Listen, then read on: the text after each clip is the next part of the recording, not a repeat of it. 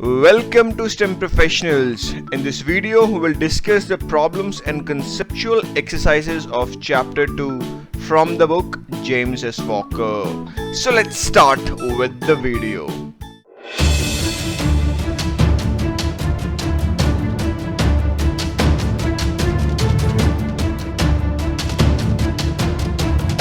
So here we are given that a young woman at a carnival steps up to the heist tiger. It's a popular game to test the strength of the contestant. So let's understand this game with the help of this video.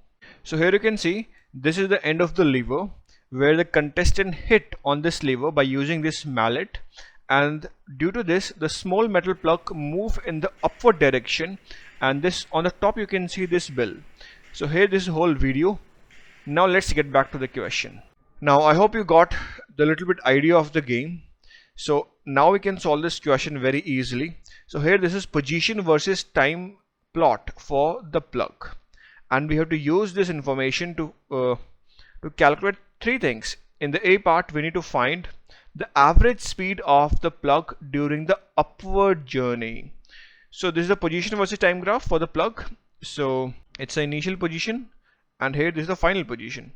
Now we know if we join these 2 points with a straight line, let me show it here on the figure. Now the slope of this line will tell you the average velocity during this time interval. So we can solve this A part very easily now. So average velocity,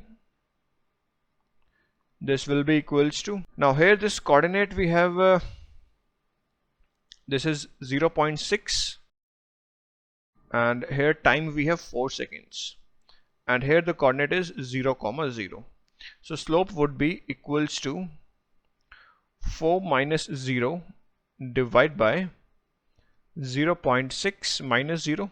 This is we calculate the slope is equals to, this comes out to be as 6.7, and the unit would be meter per second because the time is given in second and the height is given in meter. So we have calculated this average velocity. Now next in the B part we have to tell by how much does the speed of the plug decrease during its upward journey. So this is the B part that we're going to solve. Basically what we need to calculate this delta V, the change in speed.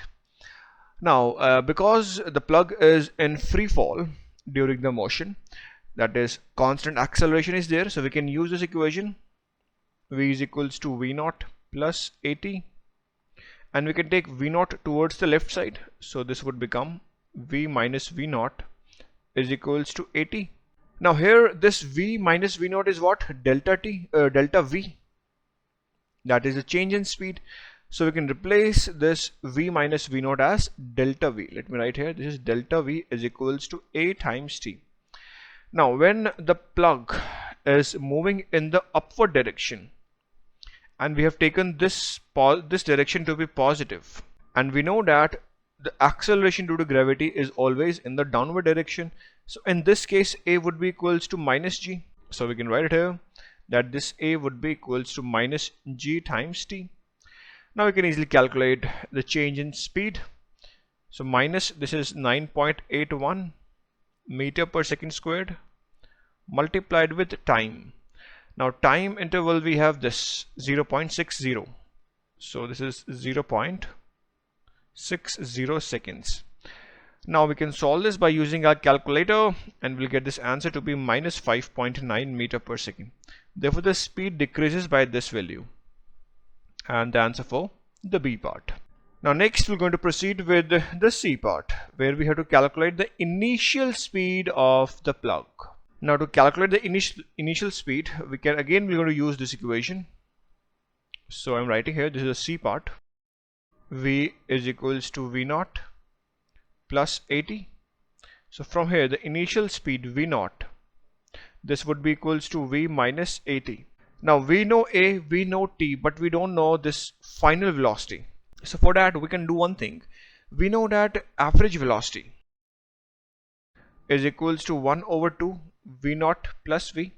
For constant acceleration we can write this way, that the average velocity is given by this equation, and from here we can easily write that V would be equals to 2 V average minus V naught, and we can replace this V here so that we can eliminate V.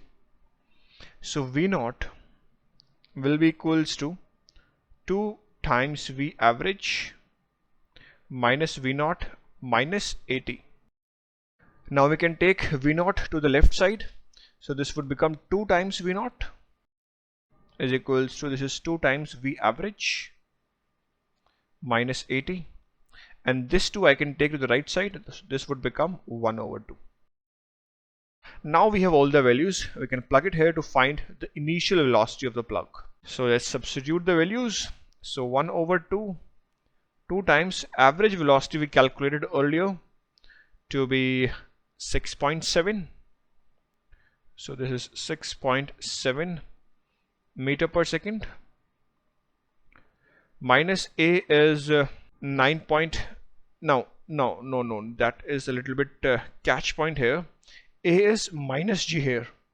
So we're going to substitute minus 9.81 meter per second squared times T is 0.06 seconds, or I suppose it's 0.6, sorry, it's 0.6 seconds.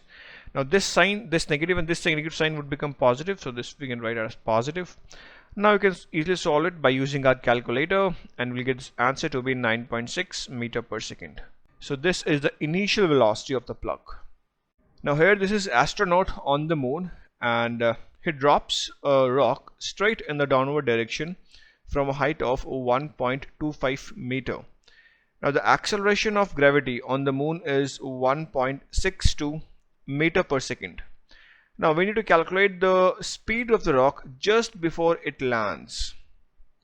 So here this is the surface of moon, and the height is given to be 1.25 meter where it was dropped, and the acceleration due to gravity of moon is 1.62 meter per second squared.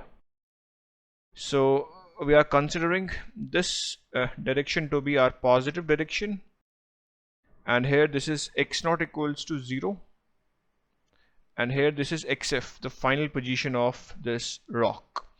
Now we need to calculate the velocity at this position when it just hit the surface of the moon. Now it's a case of constant acceleration, so we can use this equation. V square is equals to V naught square plus 2a delta x, and in our case we have taken this direction to be positive, and acceleration is also in the downward direction, so a would be positive g. In this case this is moon, so gm we can write. Now initial velocity for the rock is 0, so this is v square is equals to 2.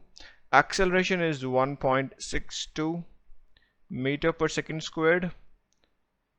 Now delta x, we have this h value, this is nothing but delta x is 1.25 meter, so v would be equals to under root 2 times 1.62 times 1.25. You can solve this by using our calculator, and we'll get this value to be 2.01 meter per second. So this is the desired answer for this question. So here this is supersonic waterfall, that is the speed of water becomes equal to the speed of sound, and the speed of sound we have 340 meters per second. Now we have to calculate the minimum height necessary to create supersonic waterfall. So let me first show it on the figure. So the water starts from here and it moves down. So we are taking this direction to be our positive direction, and this is the final position we can take, and this is the initial position x naught, and the downward direction we are taking it to be positive. So in this case, since the water is in free fall, so a would be plus g. Now we have to calculate this height delta x. This height delta x we need to calculate. Since acceleration is constant, so we can use these equations. V square minus v naught square is equals to 2a delta x. Now initial velocity for water, this would be 0 here at this point, v naught is 0. Now the final velocity becomes equals to the speed of sound, which is 340 meters per second, and a we have plus g. So we're going to put here, this is v square is equals to 2 times g times delta x, and from here delta x will be equals to v square over 2g. Now we can put the values to find the answer. So this would be equals to, now v square we have 340 meter per second and its whole square, divided by 2 times g is 9.81 meter per second squared. Now we can solve this by using a calculator, and we'll get the value of delta x to be 5900 meter, or you can say around 5.9 kilometer. So this is the height, minimum height necessary to create supersonic waterfall.